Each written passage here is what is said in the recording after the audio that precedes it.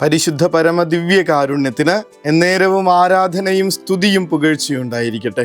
പരിശുദ്ധ പരമദിവ്യ കാരുണ്യത്തിന് എന്നേരവും ആരാധനയും സ്തുതിയും പുകഴ്ചയുണ്ടായിരിക്കട്ടെ. പരിശുദ്ധ പരമദിവ്യ കാരുണ്യത്തിന് എന്നേരവും ആരാധനയും സ്തുതിയും പുകഴ്ചയുണ്ടായിരിക്കട്ടെ. ഇന്നൊരുമിച്ചിരിക്കുമ്പോൾ കർത്താവ് കോംപ്ലിമെൻ്റ് ചെയ്തിട്ടുള്ളതിൽ വെച്ച് ഏറ്റവും മഹാനായ ഒരു മനുഷ്യനെ കുറിച്ചൊന്ന് ധ്യാനിക്കണം. കൂടെ ഇരുന്ന് മക്കൾക്ക് വേണ്ടി മകൻ ഇതുപോലെയായി തീരാൻ, മകൾ ഇതുപോലെയായി തീരാൻ വേണ്ടി ഒന്ന് പ്രാർത്ഥിക്കണം. ശരിക്കും ഇന്ന് നമ്മുടെ കുഞ്ഞുങ്ങൾക്ക് വേണ്ടിയിട്ട് ഒരുമിച്ച് പ്രാർത്ഥിക്കുന്ന ദിവസം, മക്കളെ സമർപ്പിച്ച് പ്രാർത്ഥിക്കുന്ന ദിവസം. കാരണം ഇന്ന് സ്നാപക യോഹന്നാൻ്റെ ജനന തിരുനാളാണ്. പരിശുദ്ധ മാതാവും ഈശോയും ഇവരുടെ രണ്ടുപേരുടെയും ജനന തിരുനാളാണ് നമ്മൾ ആഘോഷിക്കുന്നത്. പിന്നെ സ്നാപക യോഹന്നാൻ്റെ. അതിനുള്ള കാരണം കർത്താവ് പറയുന്നുണ്ട്, സ്ത്രീകളിൽ നിന്ന് ജനിച്ചവരിൽ സ്നാപക യോഹന്നാനേക്കാൾ വലിയവനില്ല. എന്തൊരു കോംപ്ലിമെൻ്റാണ് നോക്കിയേ. അത്രയ്ക്ക് മഹോന്നതമായൊരു ജീവിതം ജീവിക്കാൻ സ്നാപക യോഹന്നാന് സഹായിച്ചതിൻ്റെ കാരണം വചനം പറയുന്നുണ്ട്. ഇന്നത്തെ സുവിശേഷത്തിൻ്റെ അവസാന ഭാഗത്തിൽ കർത്താവിൻ്റെ കരം അവനോട് കൂടെ ഉണ്ടായിരുന്നു, അവൻ ആത്മാവിൽ ശക്തിപ്പെട്ടു. കർത്താവിൻ്റെ കരം അവനോട് കൂടെ ഉണ്ടായിരുന്നു. ഈ വചനഭാഗം ഇതേ വചനങ്ങൾ നമ്മൾ പിന്നീട് നേരത്തെ കാണുന്നുണ്ട് പഴയ നിയമത്തിൽ. അത് എസെക്കിയേൽ പ്രവാചകന്റെ പുസ്തകത്തിൽ നമ്മൾ അത് തന്നെ വായിക്കും. കർത്താവിൻ്റെ കരം എന്നോട് കൂടെ ഉണ്ടായിരുന്നു. ഈ ചുരുൾ ഭക്ഷിക്കണമെന്നും ഈ ചുരുൾ ഭക്ഷിച്ചിട്ട് നീ അത് ജനങ്ങളോട് പറഞ്ഞു കൊടുക്കണമെന്നൊക്കെ പറഞ്ഞിട്ട് കർത്താവ് നിയോഗം കൊടുത്ത് എസെക്കിയേൽ പ്രവാചകനെ വിടുന്ന സമയത്താണ് അദ്ദേഹം പറയണത്, കർത്താവിൻ്റെ കരം എന്നോട് കൂടെ ഉണ്ടായിരുന്നു. എസ്രായുടെ പുസ്തകത്തിൽ നമ്മൾ വായിക്കും ഇത് തന്നെ, കർത്താവിൻ്റെ കരം അവനോട് കൂടെ ഉണ്ടായിരുന്നു. എസ്ര വലിയൊരു ദൗത്യം ഏറ്റെടുത്തതാണ്. ദൈവത്തിൻ്റെ മനസ്സ് ഇസ്രായേൽക്കാരെ അറിയിക്കാൻ വേണ്ടിയിട്ട് നിയോഗിക്കപ്പെട്ട ഒരാൾ. കർത്താവിൻ്റെ കരം അവനോട് കൂടെ ഉണ്ടായിരുന്നു. സാമുവേൽ പ്രവാചകന്റെ പുസ്തകം 1-ാമത്തെ അധ്യായത്തിൽ നമ്മൾ വായിക്കുന്നുണ്ട്, സാമുവേലിനോട് കൂടെ കർത്താവിൻ്റെ കരമുണ്ടായിരുന്നു. അതേ വചനം ഇവിടെ സ്നാപക യോഹന്നാനെ കുറിച്ച് പറയുന്നുണ്ട്, കർത്താവിൻ്റെ കരം അവനോട് കൂടെ ഉണ്ടായിരുന്നു. നമ്മുടെ കുഞ്ഞുങ്ങളോടുകൂടെ അവരുടെ പിറകിലായി ഇങ്ങനെ കർത്താവിൻ്റെ കരങ്ങൾ അവരെ സംരക്ഷിച്ചുകൊണ്ട് ഒന്ന് കൊണ്ട് നടക്കുന്ന, ഒന്ന് പൊതിഞ്ഞു പിടിച്ചു കൊണ്ട് നടക്കുന്നത് ഒന്ന് ആലോചിച്ച് നോക്കിയേ. ഇന്നത്തെ പ്രാർത്ഥന അതിനു വേണ്ടിയിട്ടായിരിക്കട്ടെ. കാലങ്ങൾ കഴിയുമ്പോഴും നമ്മുടെ മക്കളെ ഇങ്ങനെ ദൈവത്തോട് ചേർന്ന് നിൽക്കുന്ന മനുഷ്യരായിട്ട് ഈ ലോകം ഓർത്തെടുക്കട്ടെ. അത്രയും മഹോന്നതമായ ജീവിതം ജീവിക്കാൻ സാധ്യതയുള്ള ഈ കുഞ്ഞുങ്ങളെ നമ്മൾ എന്തിനാണ് ഈ കുഞ്ഞു കാര്യങ്ങളിൽ മാത്രം കുരുക്കിയിട്ട് അണച്ചു കളയുന്നത്? സ്നാപക യോഹന്നാൻ്റെ ജീവിതം ഇത്രയ്ക്ക് മഹോന്നതമാകാനായിട്ടുള്ള ഒരു കാരണം അദ്ദേഹത്തിൻ്റെ അപ്പൻ്റെ പ്രാർത്ഥനയാണ്. ഈ കുഞ്ഞുണ്ടാവുന്നതോടുകൂടിയാണ് അദ്ദേഹത്തിന് സംസാരമൊക്കെ തിരിച്ചു കിട്ടുന്നത്. എന്നിട്ട് ആ കുഞ്ഞിനെ കയ്യിൽ കിട്ടുമ്പോൾ ആദ്യം തന്നെ സഖറിയാസ് പ്രവാചകൻ പുരോഹിതൻ ഈ കുഞ്ഞിനെ ആകാശങ്ങളിലേക്ക് ഉയർത്തിയിട്ട് പ്രാർത്ഥിക്കുന്ന പ്രാർത്ഥനയുണ്ട്, നീയോ കുഞ്ഞെ അത്യുന്നതൻ്റെ പ്രവാചകൻ എന്ന് വിളിക്കപ്പെടും. ഒരു കുഞ്ഞിന് വേണ്ടി ഒരപ്പന് കാണാവുന്ന, ഒരമ്മയ്ക്ക് കാണാവുന്ന, ഒരു കുടുംബത്തിന് പ്രാർത്ഥിക്കാവുന്ന ഏറ്റവും വിശുദ്ധമായ ഏറ്റവും വലിയ പ്രാർത്ഥനയാണ് അവിടെ അർപ്പിക്കപ്പെടണേ. പിന്നെ ആ കുഞ്ഞെങ്ങനെയാ തെറ്റിപ്പോണേ? ദൈവത്തിന് വേണ്ടിയിട്ട് വഴിയൊരുക്കുന്ന ഒരാളായി മാറും. നീയോ കുഞ്ഞെ അത്യുന്നതൻ്റെ പ്രവാചകൻ എന്ന് വിളിക്കപ്പെടും. അതങ്ങനെ തന്നെ അച്ചട്ടാവുന്നുണ്ട്. കുഞ്ഞ് പിറക്കുമ്പോൾ തന്നെ എന്തൊക്കെ ആഗ്രഹങ്ങളായിരുന്നു നമ്മുടെ മനസ്സിൽ. ഒന്നാലോചിച്ച് നോക്കി.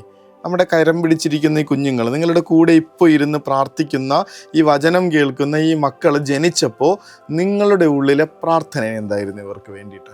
അവരത് തന്നെയല്ലേ പോയിക്കൊണ്ടിരിക്കണേ. നമ്മൾ അതിൻ്റേതായിട്ടുള്ള വഴികളിലൂടെ പോകുമ്പോൾ ചില സമയത്ത് പ്രഷർ താങ്ങാൻ പറ്റാതെ, ചില സമയത്ത് അമിതമായ ഭാരം കൊടുത്ത്, ചില സമയത്ത് അവർക്കിഷ്ടമില്ലാത്ത കാര്യങ്ങൾ ചെയ്ത് മുന്നോട്ട് പോകുമ്പോൾ ഉണ്ടാകുന്ന ചില പ്രശ്നങ്ങളുണ്ട്, ചില എതിർപ്പുകളുണ്ട്, ചില ഇഷ്ടക്കേടുകളുണ്ട്, അവരുടെ സ്വഭാവത്തിൽ വരുന്ന ചില മാറ്റങ്ങളുണ്ട്. എന്നാണ് നമ്മൾ ഈ കുഞ്ഞുങ്ങളെ കുറിച്ച് ദൈവത്തിൻ്റെ പ്രവാചകനായിട്ട് ഇവർ മുന്നോട്ട് പോകട്ടെ എന്ന്, ദൈവത്തോട് ചേർന്ന് ഇവർ ജീവിക്കട്ടെ എന്നൊന്ന് പ്രാർത്ഥിച്ചിട്ടുള്ളേ. ഒന്ന് ആലോചിച്ച് നോക്ക്. അച്ഛാ കാറ്റഗിസം വേണ്ട, ഞങ്ങൾക്ക് എൻട്രൻസ് മതി. അച്ഛാ കാറ്റഗിസം വേണ്ട, ഞങ്ങൾക്ക് കോച്ചിങ് മതി എന്നൊക്കെ പറയണ മാതാപിതാക്കളുടെ സ്വപ്നം ഈ മക്കളെക്കുറിച്ച് എന്താണെന്നൊന്ന് ആലോചിച്ച് നോക്കി. ഇവരെവിടെ എത്തിച്ചേരും എന്നാണ് പറയണേ. ഇന്ന് ഈ കുഞ്ഞുങ്ങളെ ഒന്ന് സമർപ്പിച്ച് പ്രാർത്ഥിക്കും. നീയോ കുഞ്ഞെ അത്യുന്നതൻ്റെ പ്രവാചകൻ എന്ന് വിളിക്കപ്പെടുമെന്നുള്ള ഒരപ്പൻ്റെ മനസ്സ് നിറഞ്ഞ പ്രാർത്ഥനയ്ക്ക് ശേഷം വചനം പറയുന്നുണ്ട്, കർത്താവിൻ്റെ കരം അവനോട് കൂടെ ഉണ്ടായിരുന്നു. കുഞ്ഞ് ആത്മാവിനാൽ നിറഞ്ഞു ശക്തനായി. മക്കളൊക്കെ പവർഫുള്ളായിട്ട് ജീവിക്കേണ്ടതെന്ന്. ഈ ലോകത്ത് ഇങ്ങനെ ചില പ്രലോഭനങ്ങളുടെ മുൻപിൽ വീണു പോകുന്നവരായി, ചില ഭീഷണികളുടെ മുൻപിൽ അടിമപ്പെട്ടവരായി, ചില ആഗ്രഹങ്ങൾക്ക് വേണ്ടി മാത്രം ഇങ്ങനെ ജീവിതം മാറ്റിവെക്കപ്പെട്ടവരായി ജീവിക്കണോ? അവർ പവർഫുള്ളായിട്ടിരിക്കട്ടെ. ദൈവത്തിൻ്റെ സൈഡ് പിടിച്ച് ജീവിക്കുന്ന അവർ ദൈവത്തിൻ്റെ ചാരന്മാരെന്നൊക്കെ പറയുന്ന ചില പ്രയോഗങ്ങളൊക്കെ ഉണ്ട്. The spy of God. എന്തൊരു കനമാണ് ആ വാക്കിന്, എന്തൊരു ഭംഗിയുണ്ട് ആ വാക്കിന്. നമ്മുടെ മക്കളെക്കുറിച്ചൊക്കെ ഈ ലോകം അതുപോലെയൊക്കെ ഒന്ന് കരുതുന്ന വിധത്തിൽ എന്തിനാന്ന് ഈ ചെറുതായിട്ട് ഡോക്ടറും എൻജിനീയറും ഒക്കെ ആവുന്നത് മോശമാണെന്നൊന്നും പറയണില്ല. പക്ഷേ അത്രയ്ക്ക് ചെറുതായിട്ട് പോണോ? ഒരു പ്രൊഫഷനിൽ മാത്രം ഒതുങ്ങണോ ഇവര്? നേരെ മറിച്ച് അവരുടെ ജീവിതം ദൈവത്തിന് വേണ്ടി, അവരേത് പ്രൊഫഷൻ തിരഞ്ഞെടുത്തു കഴിഞ്ഞാലും അവിടെ നിന്ന് ദൈവത്തിൻ്റെ സ്പൈ ഓഫ് ഗോഡ് എന്നുള്ള വിധത്തിൽ ജീവിക്കാനായിട്ട് ഈ മക്കളോടുകൂടെ, നമ്മുടെ മക്കളോടുകൂടെ ദൈവത്തിൻ്റെ കരമുണ്ടാവട്ടെ. അവരാത്മാവിൽ ശക്തിപ്പെടട്ടെ. അതിനു വേണ്ടിയിട്ടുള്ള പ്രാർത്ഥനയാണ്. ഈ കരം പിടിച്ച് ഉള്ളു നിറഞ്ഞ് അവർക്ക് വേണ്ടി പ്രാർത്ഥിക്കുമ്പോൾ ഈ പ്രാർത്ഥനയുടെ ബലം അവരിലേക്ക് പ്രവഹിക്കുന്നത് കാണാൻ പറ്റും നമുക്ക്. കർത്താവേ, ഞങ്ങളുടെ കുഞ്ഞുങ്ങളെ അങ്ങയുടെ ചാരന്മാരാക്കി മാറ്റണമേ. Spy of God. അത്രയ്ക്ക് മഹോന്നതമായൊരു ജീവിതത്തിലേക്ക് ഈ മക്കളെ, ഇപ്പോൾ ഈ പ്രാർത്ഥനയ്ക്ക് ഇരിക്കുന്ന മക്കളെ മാത്രമല്ല, അറിയാവുന്ന എല്ലാവരെയും സമർപ്പിക്കുക. തെറ്റിപ്പോയിട്ടുള്ളവർ, പ്രാർത്ഥിക്കാൻ നേരമില്ലാത്തവർ, ദൈവത്തിന് പകരമായി മറ്റു പലതിനും പ്രാധാന്യം കൊടുത്തിരിക്കുന്നവർ, എല്ലാവരെയും ഒന്ന് സമർപ്പിക്കുക. കർത്താവെ, let them be the spy of you. ഒന്ന് പ്രാർത്ഥിച്ചു തുടങ്ങാം നമുക്ക്.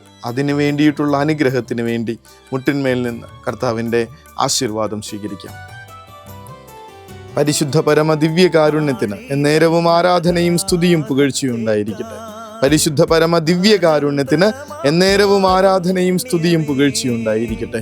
പരിശുദ്ധ പരമ ദിവ്യകാരുണ്യത്തിന് എന്നേരവും ആരാധനയും സ്തുതിയും പുകഴ്ചയും ഉണ്ടായിരിക്കട്ടെ.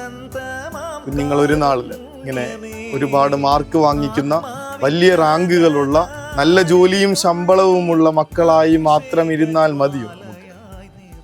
മാതാപിതാക്കൾക്ക് അഭിമാനം കൊടുക്കുന്ന, ദൈവത്തെ കാണിച്ചു കൊടുക്കുന്ന തേജസ്സുള്ള മക്കളായിട്ട് ഇവിടെ വളരണ്ടേ. ആത്മാവിൻ്റെ അഭിഷേകമുള്ള മക്കളായി, സ്വർഗത്തിൻ്റെ വെളിച്ചമുള്ള മക്കളായി, അതൊക്കെ ഒന്ന് സ്വപ്നം കണ്ടു തുടങ്ങി ഇന്നത്തെ ദിവസം അവർക്ക് വേണ്ടി പ്രാർത്ഥിച്ച് നമുക്ക് കിടക്കകളിലേക്ക് കരുണതൻ കയർ പിടിച്ച് നയിച്ചിടും സ്നേഹമേ, ദിവ്യകാരുണ്യ സ്നേഹമേ, പരിശുദ്ധ സ്നേഹമേ, പരിശുദ്ധ പരമദിവ്യകാരുണ്യമേ, അനന്ത സ്നേഹമേ, പരിശുദ്ധ പരമദിവ്യകാരുണ്യമേ, അനന്ത സ്നേഹമേ,